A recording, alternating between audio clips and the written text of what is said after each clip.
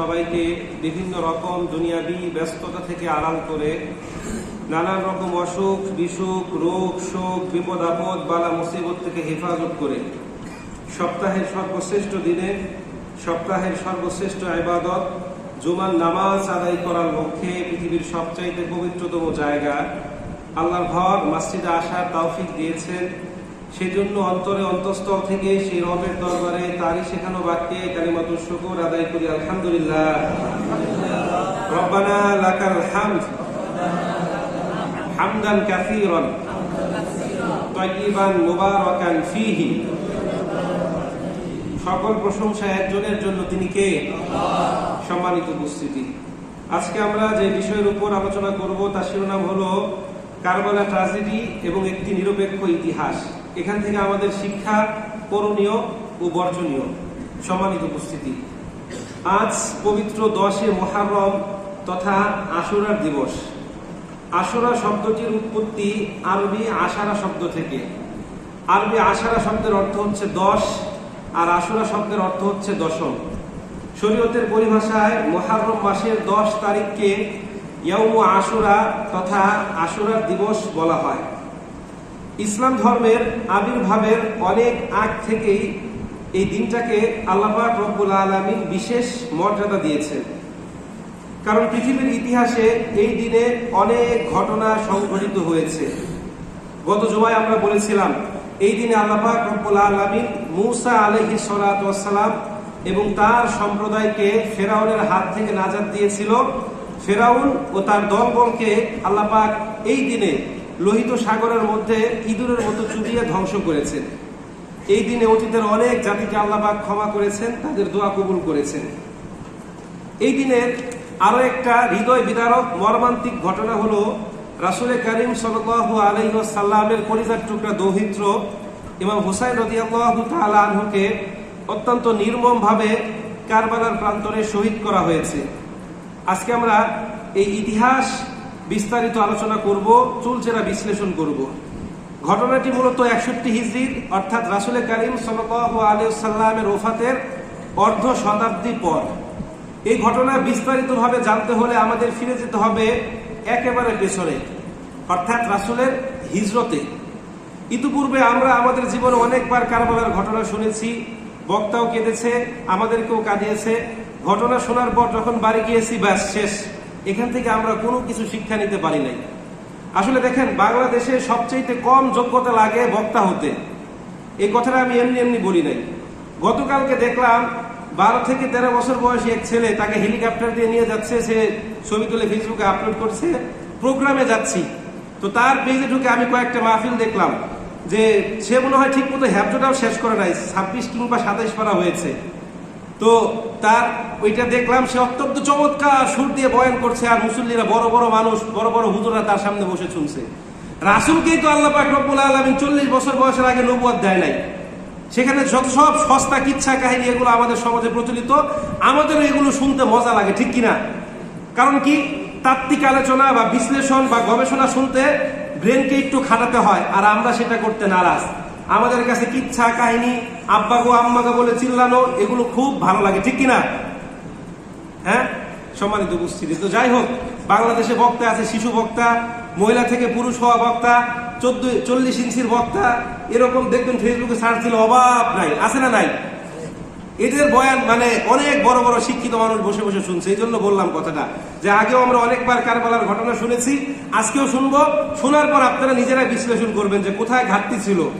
সম্মানিত উপস্থিতি, তো রাসূল করিম সাল্লাল্লাহু আলাইহি ওয়াসাল্লাম 622 খ্রিস্টাব্দে, আপনারা তারিখগুলো একটু মনে রাখার চেষ্টা করবেন, 622 খ্রিস্টাব্দে মক্কা থেকে মদিনায় হিজরত করেন এবং মদিনাকে একটা ইসলামী রাষ্ট্র হিসেবে ঘোষণা করেন, যে রাষ্ট্রের প্রকৃত মালিক হচ্ছে আল্লাহ, প্রেসিডেন্ট হচ্ছে মুহাম্মদুর রাসূলুল্লাহ, আর সংবিধান হচ্ছে কিতাবুল্লাহ তথা কোরআন। এছাড়াও রাষ্ট্র পরিচালনার সুবিধার্থে 53টি ধারা সম্বলিত, কোনো কোনো বর্ণনায় আছে 52টা, কোনো কোনো বর্ণনায় 51টা, কোনো কোনো বর্ণনায় 47টা, যাই হোক 53টা ধারা সম্মিলিত তিনি একটা লিখিত সংবিধান তৈরি করলেন, যার মূল ভিত্তি ছিল কোরআন সুন্নাহ। এটা পৃথিবীর ইতিহাসে সর্বপ্রথম লিখিত সংবিধান। মানে একটি রাষ্ট্র পরিচালনা করতে কিছু আইন কানুন নিয়ম নীতি লাগবে, আর সেটা লিখিত আকারে থাকতে হবে। এই ফর্মুলার যিনি জনক তিনি হচ্ছেন মুহাম্মদ রাসূলুল্লাহ সাল্লাল্লাহু আলাইহি ওয়াসাল্লাম। এই জন্য আধুনিক রাষ্ট্রের রূপকার আপনি যাকে ইচ্ছা তাকে বলতে পারেন না, ম্যাকিয়াভেলি, রুশো, সক্রেটিস, অ্যারিস্টটল না। আধুনিক রাষ্ট্রের রূপকার হচ্ছে মুহাম্মদ রাসূলুল্লাহ সাল্লাল্লাহু আলাইহি ওয়াসাল্লাম। তিনি এমন কিছু করে দেখিয়েছেন যা ইতিপূর্বে কোনো ব্যক্তি, কোনো গোষ্ঠী, কোনো সম্প্রদায় করে দেখাতে পারে নাই। তো তিনি খিলাফত ভিত্তিক শাসন ব্যবস্থা প্রতিষ্ঠা করলেন। তার পূর্বে আরবের শাসন ব্যবস্থা ছিল কাবিলা তথা গোত্র ভিত্তিক। গোত্র ভিত্তিক মানে এক এক অঞ্চলে এক এক গোত্র শাসন করত এবং এক গোত্রের সাথে আরেক গোত্রের কোনো ঐক্য ছিল না, যার ফলে এক সম্প্রদায়ের সাথে আরেক সম্প্রদায়ের দ্বন্দ্ব, সংঘাত, বিরোধ লেগেই থাকতো। সামান্য তুচ্ছ বিষয় নিয়ে একজন আরেকজনের সঙ্গে কি করত? রক্তারক্তি করত। রাসূল খিলাফত ভিত্তিক শাসন ব্যবস্থা প্রতিষ্ঠা করলেন। তিনি অশান্ত সমাজ শান্ত করলেন। অশান্তির দাবানলে পুরো সমাজের মধ্য দিয়ে শান্তি, স্বস্তির সুবাতাস প্রবাহিত হতে লাগলেন। তো আল্লাহর হাবিব সাল্লাল্লাহু আলাইহি সাল্লাম 622 খ্রিস্টাব্দ থেকে শুরু করে 632 খ্রিস্টাব্দ পর্যন্ত মোট 10 বছর অত্যন্ত সুন্দর করে রাষ্ট্র পরিচালনা করেন। 632 খ্রিস্টাব্দে 11 হিজরি মোতাবেক রাসূল দুনিয়ার মায়া ত্যাগ করে। তো রাসূলের মৃত্যুর পূর্বে তিনি গোটা ইসলামী সাম্রাজ্যের জন্য কোনো আমির, খলিফা বা উত্তরাধিকার মনোনয়ন দিয়ে যান নাই, যার ফলে আপনারা দেখবেন রাসূলের ওফাতের প্রায় 2 দিন পর তার জানাজা হয়েছে, 40 ঘন্টা পর। আমি অনেকগুলো কিতাব কালকে পড়েছি, এক জায়গায় 39, এক জায়গায় 38, কোনো জায়গায় 2 দিন, কোনো জায়গায় 2.5 দিনের কথা বলা আছে। তো এই সময় মূলত আনসাররা, মুহাজিররা কে হবে খলিফা এটা নিয়ে তর্কে বিতর্কে লিপ্ত ছিল। একদল বলে আনসারদের মধ্য থেকে হবে, আবার মুহাজিররা বলে মুহাজিরদের মধ্য থেকে হবে, আবার বলছে না 2 জন খলিফা হবে। তখন বহু তর্ক বিতর্কের মধ্যে দিয়ে কে খলিফা হয়? আবু বকর সিদ্দিক রাদিয়াল্লাহু তাআলা আনহু। তো রাসূলের ওফাতের পর মক্কা, মদিনা সহ সমগ্র আরব উপদ্বীপে ধর্ম ত্যাগের এক হিড়িক পড়ে যায়। যেসব মুসলিম স্বার্থের লোভে ইসলাম ধর্ম গ্রহণ করেছিল, রাসূলের ইন্তেকালের পর সঙ্গে সঙ্গে তারা ধর্ম ত্যাগ করে। অসংখ্য মুসলিম যাকাত আদায়ে অস্বীকৃতি জ্ঞাপন করে। কিছু সংখ্যক ভণ্ড নবীদের আবির্ভাব ঘটে। তো রাসূলের ওফাতের পর সর্বপ্রথম যে যুদ্ধ হয় সেটা হচ্ছে রিদ্দা যুদ্ধ। যুদ্ধের নাম কি? রিদ্দা, মানে ধর্ম ত্যাগকারীদের বিরুদ্ধে। এরপর তাদেরকে দমন করেন, ভণ্ড নবীদেরকে দমন করেন কে? আবু বকর সিদ্দিক রাদিয়াল্লাহু তাআলা আনহু। এবার আমরা হিজরি সাল গণনা করব। 11 হিজরি থেকে 13 হিজরি পর্যন্ত মোট 2.5 বছর আবু বকর সিদ্দিক রাদিয়াল্লাহু তাআলা আনহু কি করেন? খিলাফত পরিচালনা করেন। তো তার ওফাতের পর তিনি চিন্তা করলেন, যদি আমার মৃত্যুর পর এই খিলাফতকে কেন্দ্র করে আবার কোনো সহিংসতা হয়। আরেকটা কথা উল্লেখযোগ্য বিষয়, আজকে শুধুমাত্র আমরা কারবালার ঘটনা জানবো না, সেই সাথে 4 খলিফা কিভাবে নির্বাচিত হয়েছে, কিভাবে মুসলিমরা পরস্পরের বিরুদ্ধে দ্বন্দ্বে জড়িয়ে গিয়েছে, এরপর উষ্টের যুদ্ধ, সিফফিনের যুদ্ধ এবং বর্তমানে মুসলিমরা কেন রাষ্ট্র ক্ষমতায় আসতে পারছেন, এগুলো নিয়েও আমরা মোটামুটি একটা আলোচনা করব। সম্মানিত উপস্থিতি, তো তিনি চিন্তা করলেন যে আমরা কি করব, যদি আমার ওফাতের পর এই খিলাফতকে কেন্দ্র করে আবার সহিংসতা হয় তাহলে এটা মুসলিমদের জন্য বড় একটা কি হবে, ক্ষতির কারণ হয়ে দাঁড়াবে। এই জন্য তিনি তার ওফাতের পূর্বে বিশিষ্ট সাহাবী এবং জনগণের সঙ্গে পরামর্শ করে হযরত ওমর ইবনে খাত্তাব রাদিয়াল্লাহু তাআলা আনহুকে পরবর্তী খলিফা হিসেবে নির্বাচন করলেন। সবাই মেনে নিল। কয়েকজন বিরোধিতা করেছিল যে ওমরের স্বভাব তিনি একটু রাগী টাইপের। আবু বকর রাদিয়াল্লাহু তাআলা আনহু বললেন যে দায়িত্ব কাঁধে আসলে সব কিছু ঠিক হয়ে যাবে। তিনি কিন্তু দায়িত্ব চেয়ে নেন নাই এবং তিনি খলিফা হতেও চান নাই। তো যাই হোক, ওমর রাদিয়াল্লাহু তাআলা আনহু 13 হিজরি থেকে 23 হিজরি পর্যন্ত মোট 10 বছর 6 মাস এই ইসলামী রাষ্ট্রের কি ছিলেন? খলিফা ছিলেন। তার শাসনকালে মুসলিম রাষ্ট্রের সীমানা সর্বাধিক সম্প্রসারিত হয়। বাইজেন্টাইন সাম্রাজ্য, পারস্য সাম্রাজ্য, ইউরোপের ককেশাস থেকে শুরু করে আফ্রিকা অঞ্চলের বিভিন্ন দেশে ইসলামের পতাকা পৌঁছে যায়। তো ওমর রাদিয়াল্লাহু তাআলা আনহু তার জীবদ্দশায় তিনি কোনো খলিফা বা আমির মনোনয়ন দিয়ে যান নাই। তবে তিনি 6 সদস্য বিশিষ্ট একটা বোর্ড বা কমিটি গঠন করে দিয়েছিলেন। এরা হলেন হযরতে ওসমান ইবনে আফফান রাদিয়াল্লাহু তাআলা আনহু, হযরতে আলী ইবনে আবু তালেব রাদিয়াল্লাহু তাআলা আনহু, হযরতে তালহা রাদিয়াল্লাহু তাআলা আনহু, হযরতে জুবাইর রাদিয়াল্লাহু তাআলা আনহু, হযরতে সাদ ইবনে আবি ওয়াক্কাস রাদিয়াল্লাহু তাআলা আনহু, হযরতে আব্দুর রহমান বিন আউফ রাদিয়াল্লাহু তাআলা আনহু। এদেরকে বললেন যে আমার ওফাতের পর তোমরা জনগণের সঙ্গে পরামর্শ করে হয় নিজেদের মধ্য থেকে অথবা একজন যোগ্যতম ব্যক্তিকে খলিফা নির্বাচন করবে। তিনি এটাও বলে দিলেন, যদি এমন হয় তোমাদের 6 জনের ভোট 3-3 দুই দিকে সমান, তাহলে আমার পুত্র আব্দুল্লাহ ইবনে ওমর ভোটার হতে পারবে, কোন ক্রমে সে খলিফা হতে পারবে না। জোরে বলেন সুবহানাল্লাহ। চিন্তা করে দেখেন ওমর রাদিয়াল্লাহু তাআলা আনহু কতটা নিরপেক্ষ ছিলেন। তার ছেলে আব্দুল্লাহ ইবনে ওমর কিন্তু কম যোগ্য সাহাবী নয়। হাদিস বর্ণনাকারী সাহাবীদের মধ্যে আবু হুরায়রার পর কার স্থান? আব্দুল্লাহ ইবনে ওমরের। তিনি বললেন যে আমার ছেলে যেন খলিফা হতে না পারে। তো যাই হোক, ওমর রাদিয়াল্লাহু তাআলা আনহুর শাহাদাতের পর এই 6 জন জনগণের সঙ্গে পরামর্শ করে হযরত ওসমান রাদিয়াল্লাহু তাআলা আনহুকে তৃতীয় খলিফা হিসেবে নির্বাচন করেন। তিনি রাজি ছিলেন না। তো 24 হিজরি থেকে শুরু করে 35 হিজরি পর্যন্ত মোট 11 বছর 11 মাস, প্রায় 12 বছর হযরত ওসমান রাদিয়াল্লাহু তাআলা আনহু কি করলেন? শাসন করলেন। ঐতিহাসিকগণ বলেন ওসমান রাদিয়াল্লাহু তাআলা আনহুর শাসন ব্যবস্থার প্রথম 6 বছর ছিল অত্যন্ত শান্তিপূর্ণ এবং সুশৃঙ্খল, পরবর্তী 6 বছর ছিল বিশৃঙ্খলায় পরিপূর্ণ। তো ওসমান রাদিয়াল্লাহু তাআলা আনহু 35 হিজরিতে বিদ্রোহীদের হাতে কোরআন তেলাওয়াতরত অবস্থায় শাহাদাত বরণ করেন এবং তাকে যখন প্রথম আঘাত করে তার স্ত্রী নাইলা হাত দিয়ে ঠেকাতে গেলে তার হাতের একটা আঙ্গুল কেটে পড়ে যায়। তো ওসমান রাদিয়াল্লাহু তাআলা আনহুর শাহাদাতের পরে অনেক গোলযোগপূর্ণ পরিস্থিতির মধ্যে দিয়ে হযরত আলী রাদিয়াল্লাহু তাআলা আনহুকে খলিফা নির্বাচন করা হয়। তো মক্কা, মদিনা, কুফা, ইয়ামেনের লোকজন আলী রাদিয়াল্লাহু তাআলা আনহুকে খলিফা হিসেবে মানলেও সিরিয়ার লোকজন খলিফা হিসেবে মুয়াবিয়া রাদিয়াল্লাহু তাআলা আনহুর নাম প্রস্তাব করেন। যাই হোক, এক পর্যায়ে ভুল বুঝাবুঝির মধ্যে দিয়ে ওসমান রাদিয়াল্লাহু তাআলা আনহুর শাহাদাতকে কেন্দ্র করে মুসলিমদের মধ্যে 2টা যুদ্ধ হয়। বলেন কয়টা?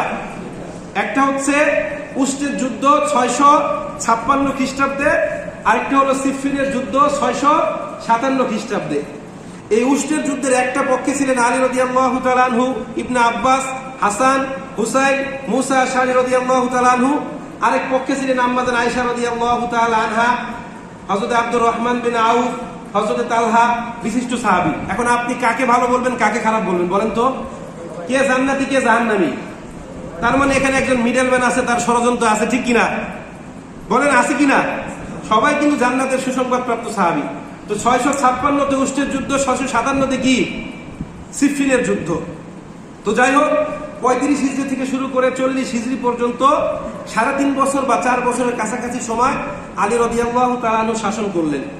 40 হিজরিতে আলী রাদিয়াল্লাহু তাআলা আনহু মসজিদে নামাজ পড়তে যাওয়া অবস্থায় শাহাদাত বরণ করেন। তার শাহাদাতের পর ইমাম হাসান রাদিয়াল্লাহু তাআলা আনহু খলিফা হন। তো মক্কা, মদিনা, কুফার লোকজন তাকে খলিফা হিসেবে মানলেও সিরিয়ায় আবার তারা মুয়াবিয়া রাদিয়াল্লাহু তাআলা আনহুর পথে খিলাফতের দাবি করেন। তো হাসান রাদিয়াল্লাহু তাআলা আনহু 6 মাস খলিফা ছিলেন। তিনি চিন্তা করলেন যে খিলাফতকে কেন্দ্র করে আমার বাবার সময়ে মুসলিমদের মধ্যে 2টা যুদ্ধ হয়েছে, আবার যদি এটাকে কেন্দ্র করে যুদ্ধ হয়, মুসলিমরা পরস্পরের রক্ত ঝরায়, তাহলে ইসলামের জন্য এটা বিশাল একটা ক্ষতি, ঠিক কিনা? তিনি স্বেচ্ছায় খিলাফত মুয়াবিয়া রাদিয়াল্লাহু তাআলা আনহুর কাছে কি করলেন? হস্তান্তর করলেন। 40 হিজরি থেকে শুরু করে 60 হিজরি পর্যন্ত 20 বছর অত্যন্ত শক্ত হাতে সুন্দর করে সম্প্রীতির সাথে মুয়াবিয়া রাদিয়াল্লাহু তাআলা আনহু এই খিলাফত পরিচালনা করেন এবং তার সময় শাসন ব্যবস্থা অনেক ছিল ওমর রাদিয়াল্লাহু তাআলা আনহুর মতো। তার সময় মুসলিমরা পর্তুগাল, চায়না এবং আফ্রিকা মহাদেশের আরো কিছু অঞ্চল কি করে? জয় করে। তো মুয়াবিয়া রাদিয়াল্লাহু তাআলা আনহু যখন তার শেষ বয়সে উপনীত হলো, তখন তিনি চিন্তা করলেন যে আমার ওফাতের পর যদি মক্কা থেকে একজন, মদিনা থেকে একজন, সিরিয়া থেকে একজন, বিভিন্ন অঞ্চল থেকে একজন একজন করে খলিফা হিসাবে দাঁড়িয়ে যায়, তাহলে তো এত বড় ইসলামী সাম্রাজ্য ভেঙে টুকরো টুকরো হয়ে যাবে, ঠিক কিনা? মুসলিমরা একে অপরের কি করবে? রক্ত ঝরাবে। এই জন্য তিনি কি করলেন? তিনি চিন্তা করলেন যে একজন খলিফা মনোনয়ন দেওয়া দরকার। তখন তিনি রাষ্ট্রীয় যে উচ্চ পদস্থ আমির ওমারা তাদের সঙ্গে পরামর্শ করলেন। এখানে উল্লেখযোগ্য বিষয় হচ্ছে পৃথিবীর সূচনা লগ্ন থেকেই বিভিন্ন রাষ্ট্রীয় কার্যক্রমে যারা জড়িত ছিল এরা ছিল তেলবাস, চাটুকার, ফ্ল্যাটারা। এখনো আছে, তখনও ছিল। এখনো দেখেন, আপনারা যখন সংসদ অধিবেশন দেখবেন, বাই দ্য ওয়ে আমি কিন্তু সংসদের প্রত্যেকটা অধিবেশন দেখি। এই যে বাজেট অধিবেশন চলছে, স্পিকার যদি 5 মিনিট সময় দেয় বাজেট নিয়ে কথা বলতে, 4 মিনিট সময় শুধু চাটুকারিতা করে। এরপর যখন সময় শেষ হয়ে যাবে স্পিকার রিমাইন্ডার দেন, মাননীয় স্পিকার আমাকে আর 1 মিনিট সময় দেন, আমার এলাকার জন্য কিছু বলবো, ঠিক কিনা? এরকম আছে না নাই? এখন যেমন চাটুকার আছে, তখনও কিন্তু এই চাটুকার ছিল। তো মুয়াবিয়া রাদিয়াল্লাহু তাআলা আনহু যখন আমির ওমরদের এই কথা বলল, তখন তারা বলল, কেন? আপনার ছেলে ইয়াজিদ তো যোগ্য, তাকে পরবর্তী খলিফা বানান। এখন বলেন তো, বাবার সামনে সন্তানের নামে প্রশংসা করলে বাবা খুশি হয় না নারাজ হয়? আরে ভুল বলেন, খুশি হয় না নারাজ হয়? খুশি হয়। তো সবাই চাটুকারিতার কারণে যখন এই কথা বললো, কারণ বড় বড় সাহেবীরা সহজে রাষ্ট্রীয় দায়িত্বে কি যেতে চাইতেন না। তো যখন এই কথা বললো, তিনি চিন্তা করলেন যে খলিফা তো একজনকে মনোনয়ন দেওয়া দরকার, এবং তারা এটাও বলল যে নিঃসন্দেহে হুসাইন বড় আলেম, বড় জ্ঞানী, ঠিক আছে, কিন্তু রাষ্ট্রীয় ক্ষমতার জন্য ইয়াজিদ কি হুসাইনের চাইতে উপযুক্ত। তখন মুআবিয়া রাদিয়াল্লাহু তাআলা আনহু কি করলেন, এই ইয়াজিদ কে পরবর্তী খলিফা হিসেবে কি করলেন, মনোনয়ন দিলেন। দেখেন এই ব্যাপারটাকে অনেকে নেগেটিভ ভাবে উপস্থাপন করে, অনেকে মুআবিয়া রাদিয়াল্লাহু তাআলা আনহুকে গালিগালাজ করে। তারা বলে যে মুআবিয়া রাদিয়াল্লাহু তাআলা আনহু নাকি খিলাফত ব্যবস্থার পতন ঘটিয়ে রাজতন্ত্র কায়েম করেছিল। We have to bear in mind that মুআবিয়া রাদিয়াল্লাহু তাআলা আনহু একজন উঁচু মানের সাহাবী। সাহাবীদের সমালোচনা করার, গালিগালাজ করার কোনো এখতিয়ার, কোনো অথরিটি আমাদের নাই। তবে ইয়াজিদের সমালোচনা আমরা করতে পারি, কোনো সমস্যা নাই। দেখেন কিতাবে সহিহ বুখারী হাদিস নাম্বার 3673, রাসূল বলেন লা তাসুব্বু আসহাবি ফালাউ আন্না আহাদুকুম আনফাকা মিসলা উহুদিন যাহাবান ইলা আখিরিল হাদিস। রাসূল বলেন, ও আমার উম্মতের দল, তোমরা কখনোই আমার সাহাবীদেরকে গালিগালাজ করবে না, কারণ তোমরা যদি এক উহুদ পাহাড় পরিমাণ স্বর্ণ আল্লাহর রাস্তায় দান করো, আমার সাহাবীরা যে এক মুদ পরিমাণ গম দান করেছিল ওটার সমান সওয়াব তোমরা পাবে না। চিন্তা করে দেখেন সাহাবীরা আল্লাহ রাসূলের জন্য কতটা ডেডিকেটেড ছিলেন। মাঝে মাঝে অনেক বক্তারা বলে যে এখন যদি রাসূল থাকতে আমাদের মধ্যে অনেকে রাসূলকে অস্বীকার করতো, নামধারী মুসলিম। আসলে এটাই বাস্তব, ঠিক কিনা? স্বার্থের কারণে আমরা যে কোনো কিছু করতে পারি। তো যাই হোক, তো মুআবিয়া রাদিয়াল্লাহু তাআলা আনহু, আপনারা বলবেন যে তিনি তাহলে যোগ্য ব্যক্তি থাকতে কেন ইয়াজিদকে খলিফা মনোনীত করেছিলেন? এই ক্ষেত্রে তিনি ইজতিহাদ করেছিলেন। ইজতিহাদ হচ্ছে শরীয়তের একটা সূক্ষ্ম বিষয়। ইজতিহাদের ক্ষেত্রে শরীয়তের উসুল বা মূলনীতি হচ্ছে, যখন কোনো মুজতাহিদ ইজতিহাদ করবেন তার ইজতিহাদটা সঠিক হবে, তার আমলনামায় দ্বিগুণ সওয়াব, আর যখন ভুল হবে তখন কি এক গুণ সওয়াব। দলিল কি? সহিহ বুখারী 7352 নম্বর হাদিস। রাসূল বলেন, ইজা ইজতাহাদাল হাকিমু ফাআসাবা ফালাহু আজরানি ওয়া ইন আখতা ফালাহু আজরুন। যখন কোনো মুজতাহিদ ইজতিহাদ করবে তার ইজতিহাদটা যখন সঠিক হবে তার আমলনামায় 2টা সওয়াব, আর যখন ভুল হবে তারপরও কি। এখন আপনারা বলবেন এটা কেমন কথা, ভুল করলে সওয়াব? বিষয়টা হচ্ছে মেডিকেল সায়েন্সের মতো। ডাক্তাররা যখন চিকিৎসা করতে গিয়ে কোনো রোগী মেরে ফেলে তখন তাকে পুলিশ গ্রেফতার করে আদালতে হস্তান্তর করে, আদালত তাকে মৃত্যুদণ্ডের কারণে ফাঁসি দেয়, ঠিক কিনা? হ্যাঁ, আদালত ডাক্তারদেরকে ফাঁসি দেয়।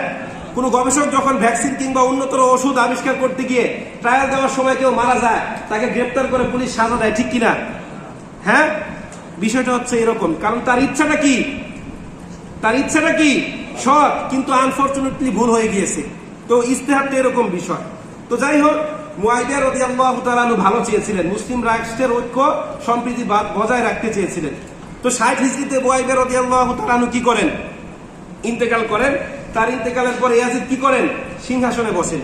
তো সিরিয়ার লোকজন ইয়াজিদকে খলিফা হিসাবে মানলেও বা শাসক হিসাবে মানলেও মক্কা, মদিনা, বসরা, ইরাক, কুফা সহ বিভিন্ন অঞ্চলের মানুষ তারা ইয়াজিদকে খলিফা হিসেবে মানতে কি নারাজ। কারণ তখন পর্যন্ত অনেক বড় বড় সাহাবী, আব্দুল্লাহ ইবনে জুবায়ের, আব্দুল্লাহ ইবনে আব্বাস, রাসূলের নাতি হুসাইন রাদিয়াল্লাহু তাআলা আনহুমা, এরা কি জীবিত। এজন্য তারা ইয়াজিদকে মানছিলেন না। তাছাড়া ইয়াজিদের স্বভাব ছিল একটু খারাপ টাইপের।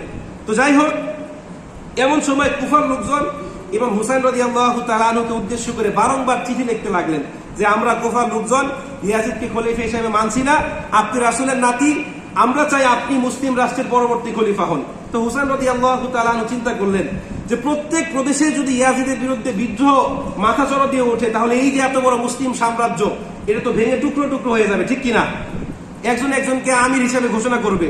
তো তিনি চিন্তা করলেন, আমি রাসূলের নাতি, আমি যদি খলিফা হই তাহলে সবাই আমাকে কি করবে, মেনে নিবে, সবাই কি একই পতাকার তলে আসবে। তিনি কিন্তু খলিফা হতে চাচ্ছিলেন না। তো যাই হোক, কুফা সম্পর্কে আপনাদের মনে রাখতে হবে, কারণ কুফা হচ্ছে কারবালার ঘটনার সেন্টার পয়েন্ট। তৎকালে কুফা ছিল অনেক বড় একটা প্রদেশ, তাদের পক্ষে বিপক্ষে অনেক কিছু কি বদলে যেত। তো তারা ইমাম হুসাইন রাদিয়াল্লাহু তাআলা আনহুকে চিঠি লিখলেন যে আমরা তো হাজার হাজার মানুষ, সবাই মিলে তো কুফা থেকে আর মদিনায় যাওয়া সম্ভব না, আপনি দয়া করে কুফায় আসেন, আমরা আপনার হাতে বায়াত নিব। তো হুসাইন রাদিয়াল্লাহু তাআলা আনহু যখন মদিনার বিশিষ্ট বড় বড় সাহাবীদের সঙ্গে পরামর্শ করলেন, তখন সাহাবীদের শেষ যুগ চলছিল। তারা বলল যে হ্যাঁ, আমরাও চাই যোগ্য কোনো ব্যক্তি খলিফা হোক, কারণ ইয়াজিদকে আমরাও খলিফা হিসেবে কি স্বীকৃতি দেই না। তো হুসাইন রাদিয়াল্লাহু তাআলা আনহু বলেন, ঠিক আছে, কুফার লোকজন আমাকে দাওয়াত দিচ্ছে, আমি তাহলে কুফায় যাই। তারা বললেন যে না, আপনাকে আমরা কুফায় যাওয়ার পরামর্শ দিতে পারি না। কেন? আল কুফা লা ইউফা, কুফাবাসী কথা দিয়ে কথা রাখে না। তারা সকালবেলা যেটা বলে সন্ধ্যাবেলায় সেটার উপর কি টিকে থাকতে পারে না। তাদের ধর্মীয় আবেগ বেশি, কিন্তু ঈমান কি দুর্বল। তো যাই হোক, হুসাইন রাদিয়াল্লাহু তাআলা আনহু গেলেন না। ইতিহাসের পাতায় লিপিবদ্ধ হয় এই কুফাবাসী হুসাইন রাদিয়াল্লাহু তাআলা আনহুকে কয়েক হাজার চিঠি লিখেছিল, এবং এটাও লিখেছিল যে আমরা আপনার হাতে বায়াত নিব, যদি আপনি না আসেন আমাদের স্ত্রী তালাক হয়ে যাবে। এরকম চিঠি যখন হুসাইন রাদিয়াল্লাহু তাআলা আনহু পেলেন, তখন তিনি তো আর কি করবেন, যাই হোক তিনি তাও গেলেন না। তিনি তার চাচাতো ভাই মুসলিম ইবনে আকিলকে, একটু দ্রুত হয়ে যাচ্ছে বুঝতে সমস্যা হচ্ছে, মুসলিম ইবনে আকিলকে কোথায় পাঠালেন? কুফায় পরিস্থিতি পর্যবেক্ষণ করার জন্য। তো তিনি কুফায় গিয়ে দেখলেন কুফার আকাশে বাতাসে সব জায়গায় হুসাইনের নামে জয়ধ্বনি। তিনি যখন গিয়ে পরিচয় দিলেন যে আমি মুসলিম ইবনে আকিল, হুসাইনের চাচাতো ভাই, অলরেডি তার হাতে মানুষ বায়াত গ্রহণ করতে শুরু করেছে হুসাইনের নামে। অলরেডি 18,000 কি বায়াত নেওয়া শেষ। তখন তিনি তার ভাই, চাচাতো ভাই হুসাইনকে উদ্দেশ্যে চিঠি দেখলেন যে ভাই আর দেরি নয়, কুফায় আপনার নামে গণজোয়ার শুরু হয়েছে, সবাই আপনার পক্ষে, আপনি আসেন। তো হুসাইন রাদিয়াল্লাহু তাআলা আনহু ভাবলেন যে নিজের জন্য নয়, এই মুসলিম রাষ্ট্রের ঐক্য সম্প্রীতি বজায় রাখা এবং এই মানুষগুলোর জন্য হলেও আমাকে কি করতে হবে? কুফায় যেতে হবে। এই বিশ্বাস, এই আশা, এই ভরসা, এই ভালোবাসা নিয়ে তিনি কুফার দিকে যাত্রা করলেন। ইতিহাস সাক্ষ্য দেয় হুসাইন রাদিয়াল্লাহু তাআলা আনহু কোন প্রকার সৈন্য সামন্ত ছাড়া শুধুমাত্র তার পরিবারের 72 জন খাদেম খুদ্দাম সহ 72 জন সদস্য নিয়ে তিনি কোথায় গেলেন? কুফার দিকে যাত্রা শুরু করলেন। এমন সময় কুফার কিছু গুপ্তচর ইয়াজিদকে চিঠি লিখলেন যে আপনি তো সিরিয়ায় আরামে আছেন, এদিকে কুফায় আপনার বিরুদ্ধে বিদ্রোহ শুরু হয়েছে, হুসাইন কুফায় আসছে, তিনি কি করবেন? বিদ্রোহ করবেন। তখন ইয়াজিদের মাথায় রক্ত উঠে গেল, কুফায় আমার বিরুদ্ধে বিদ্রোহ হচ্ছে, সেখানকার গভর্নর কি করে? তৎকালে কুফার গভর্নর ছিলেন হযরতে নুমান ইবনে বশির রাদিয়াল্লাহু তাআলা আনহু। তিনি হুসাইন রাদিয়াল্লাহু তাআলা আনহুকে অত্যন্ত ভালোবাসেন। শুধুমাত্র তিনি তা নয়, প্রত্যেক সাহাবী। কারণ সহিহ মুসলিমের এক হাদিস, রাসূল বলেন আল্লাহুম্মা ইন্নী উহিব্বুহু ফাহিব্বাহু ওয়াহবিব মা ইউহিব্বুহু। হে আল্লাহ, আমি হুসাইনকে ভালোবাসি, আপনি হুসাইনকে ভালোবাসেন, আপনি তাদেরকে ভালোবাসেন যারা হুসাইনকে ভালোবাসে। সকল সাহাবী তারা কি করতেন? হুসাইন রাদিয়াল্লাহু তাআলা আনহুকে ভালোবাসতেন, সবাই চাইতেন যে তিনি খলিফা হোক। তো যাই হোক, তো ইয়াজিদ চিন্তা করলেন যে নোমান ইবনে বশিরকে রাখলে সে আর হুসাইনকে কি করবে? সাহায্য করবে। তিনি তাকে রাতারাতি বরখাস্ত করে তার জায়গায় রকচটা জালিম প্রকৃতির বদ মেজাজি একজন শাসক নিয়োগ দিলেন, যিনি ছিলেন আগে বসরার গভর্নর। তার নাম হচ্ছে কি? উবাইদুল্লাহ বিন জিয়াদ। এই উবাইদুল্লাহ বিন জিয়াদ রাতের বেলায় ছদ্মবেশে কুফায় প্রবেশ করলো। অনেকে মনে করেছে সেই মনে হয় হুসাইন। যাই হোক, সে ছদ্মবেশে জিজ্ঞাসা করলো কারা কারা হুসাইনের পক্ষে আছে। যারা আছে সবাইকে ধরলো, মৃত্যুদণ্ড দিল এবং মুসলিম ইবনে আকিলকে খুঁজে বের করে ধরে তাকে ফাঁসি দিয়ে তার লাশ জনসম্মুখে কি ঝুলিয়ে রেখেছে। এই অবস্থা দেখে ওই যে 18,000 লোক যারা হুসাইনের পক্ষে বায়াত নিয়েছিল, তারা হুসাইনের পক্ষ ত্যাগ করে কার পক্ষ নিল? ইয়াজিদের পক্ষ নিল। এবার আপনাদেরকে বলি, আপনাদের মনে আছে তো সেই সাহাবা কেরামদের কথা? তারা কি বলেছিল?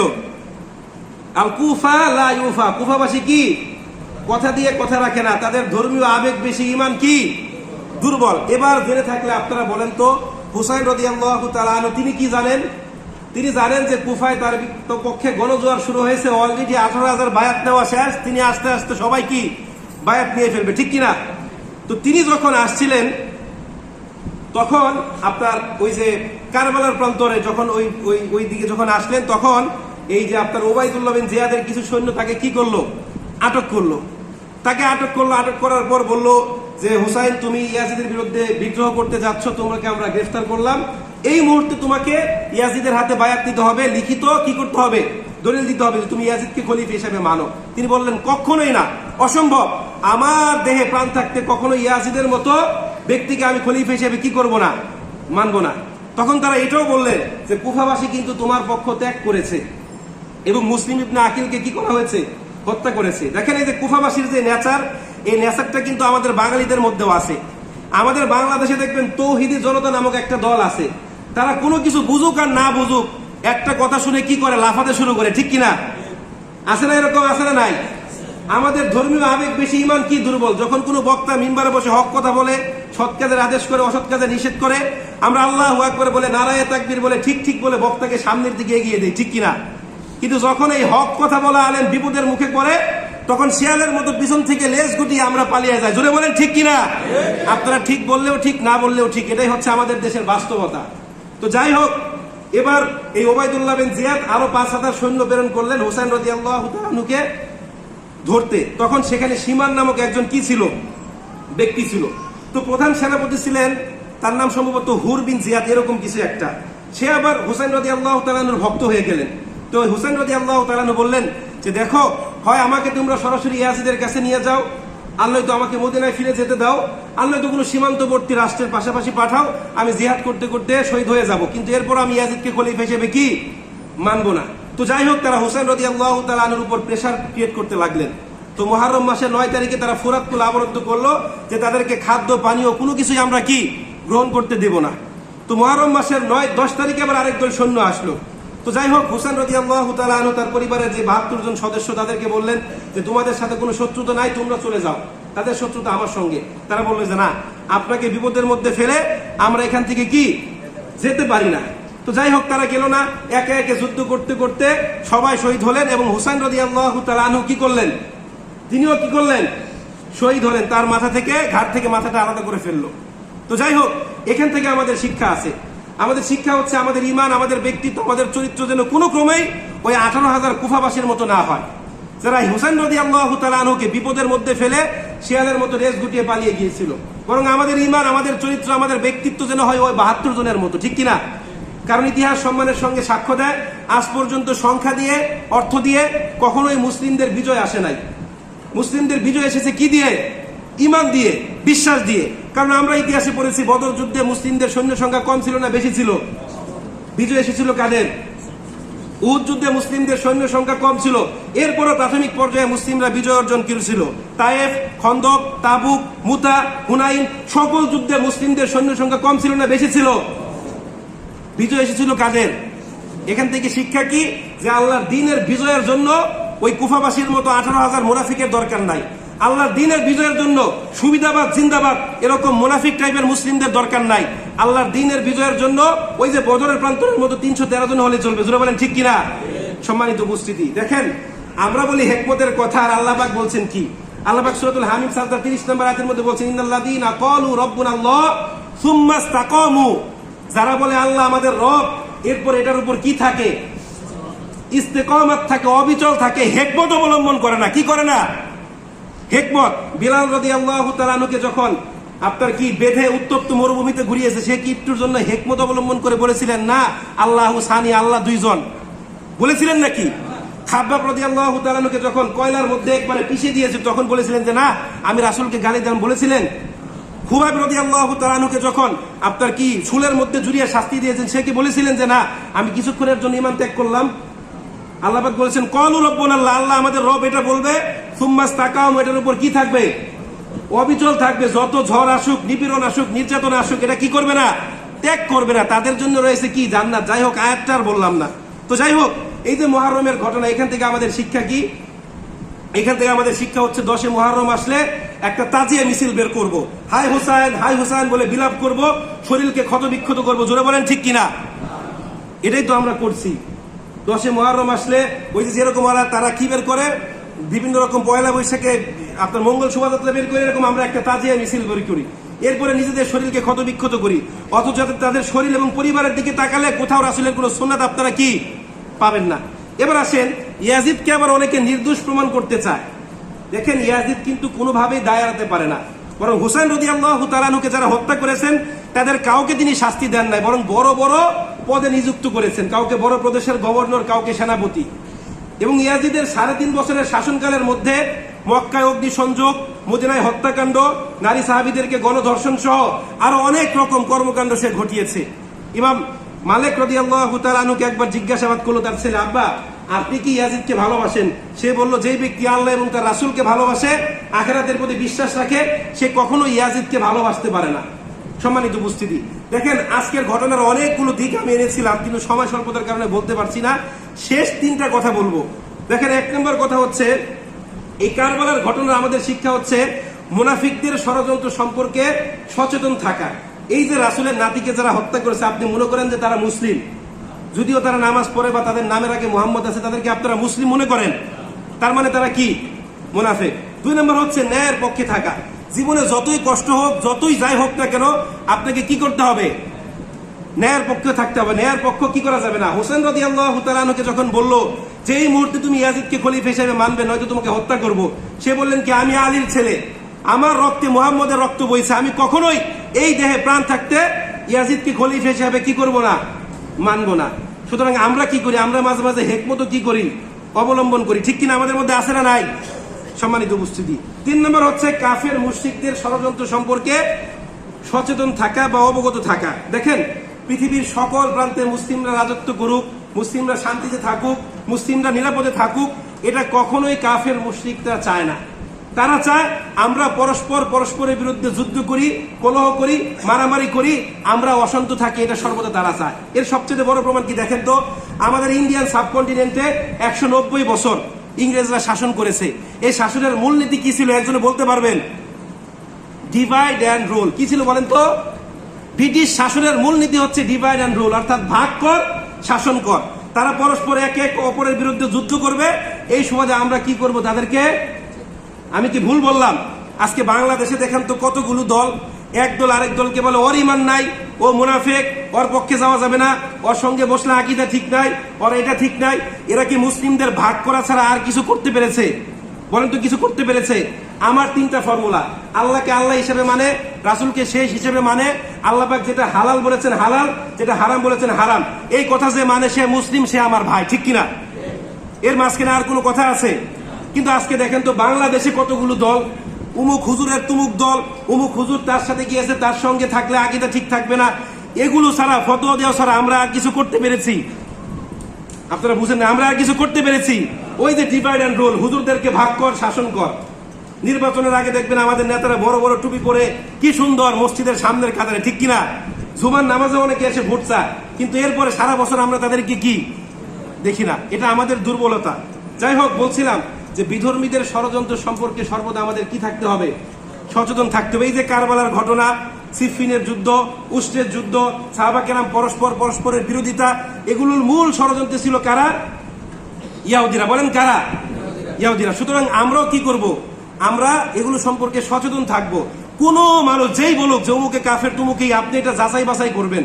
আপনি দেখবেন যে সে নামাজ পড়ে কিনা, আল্লাহকে আল্লাহ হিসেবে মানে কিনা, রাসূলকে শেষ ছবি এবং আদর্শ হিসেবে মানে কিনা, বা শেষ। আর কোন হুজুর কি বললো কারো ফতোয়া দেখার দরকার নাই। জোর বলেন ঠিক কিনা? তো আল্লাহ পাক রব্বুল আলামিন আমাদের সবাইকে ঐক্যবদ্ধভাবে থেকে কাফের, মুশরিক, মুনাফিকদের ষড়যন্ত্র রুখে দেওয়ার মতো তৌফিক দান করুন, সবাই বলে আমিন। আরেকটা গুরুত্বপূর্ণ বিষয়, আচ্ছা বলেন তো, মুহররম মাসের রোজা কয়টা? 2টা। আজকে অনেকে রোজা রেখেছেন, গতকালকে অনেকে রাখেন নাই। তো যারা গতকালকে রাখেন না, আজকে রেখেছেন, তারা আজকে রাখবেন, আর আগামীকালও কি করবেন? রাখবেন। কারণ রাসূল কি বলছেন? সুমু আশুরা ওয়া খালিফুল ইয়াহুদা, তোমরা আশুরা রোজা রাখো এবং ইহুদিদের বিরুদ্ধচারণ করো। হয় আগের দিনের সঙ্গে মিলিয়ে একটা, অথবা পরের দিনের সঙ্গে মিলিয়ে একটা। অর্থাৎ রোজা কয়টা? 2টা। তো আমরা এই 2টা রোজা রাখার চেষ্টা করব। এই 2টা রোজা অনেক ফজিলতপূর্ণ। আল্লাহ পাক রব্বুল আলামিন আমাদের সবাইকে তৌফিক দান করুন।